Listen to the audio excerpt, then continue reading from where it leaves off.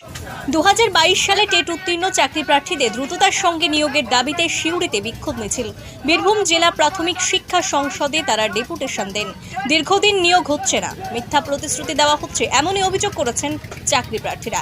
এদিন বঞ্চনার কথা বলতে গিয়ে কেঁদে ফেলেন চাকরি প্রার্থীরা। পাশাপাশি তারা স্মারকলিপিও দেন। বাইট শিল্পী দত্ত টেট উত্তীর্ণ 2022, মাধব ঘোষ টেট উত্তীর্ণ 2022।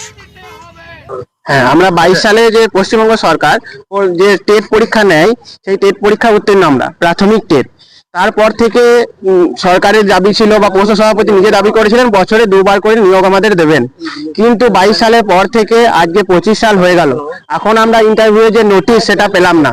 তাই আমাদের দাবি এইটাই যে আমাদের ইন্টারভিউ দেওয়ার নোটিশ দ্রুত প্রকাশ করতে হবে এবং যে পর্যাপ্ত ভ্যাকেন্সি মানে 50,000 ভ্যাকেন্সি সহ আমাদের ইন্টারভিউয়ের নোটিশ প্রকাশ করতে হবে এবং আমাদের যোগ্যতা প্রমাণের অধিকার আমাদেরকে দিতে হবে এবং আমাদের স্কুলে নিয়োগ করতে হবে।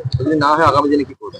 না হলে আমরা বৃহত্তর আন্দোলনে যাব। আমরা তো রাজপথে আসি, আমাদের আন্দোলনকে আরো সংঘবদ্ধ করব এবং আমরা আমাদের আন্দোলনটি চালিয়ে যাব। আজকে কোথায় এসেছেন?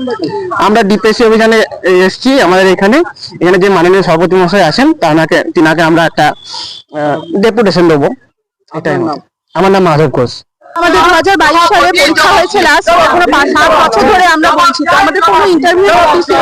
আর কতদিন আমরা বঞ্চনা সহ্য করবো? আমাদের তো সহ্য সীমা থাকে, আমাদের মা বাবা সবাই থাকে। এখন কি করেন বলতে গেলেই আমরা বলি আমরা বেকার, আমরা বসে থাকি, আমাদের কিচ্ছু বলার নেই। আর আমাদের সহযোদ্ধারা লড়ছে, কেউ কলকাতায়, কেউ বীরভূমে, কেউ বোলপুরে, সব জায়গায়, শুধু আমরাই নয়, এখানে কোনো নোটিশ নেই, কিচ্ছু নেই। আমাদের সব জায়গা থেকে বঞ্চনা সব সময়। আমরা অপেক্ষা করো, ধৈর্য ধরো।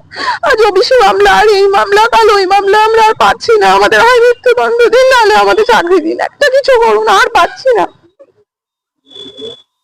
কি নাম আপনার? শিল্পা দত্ত।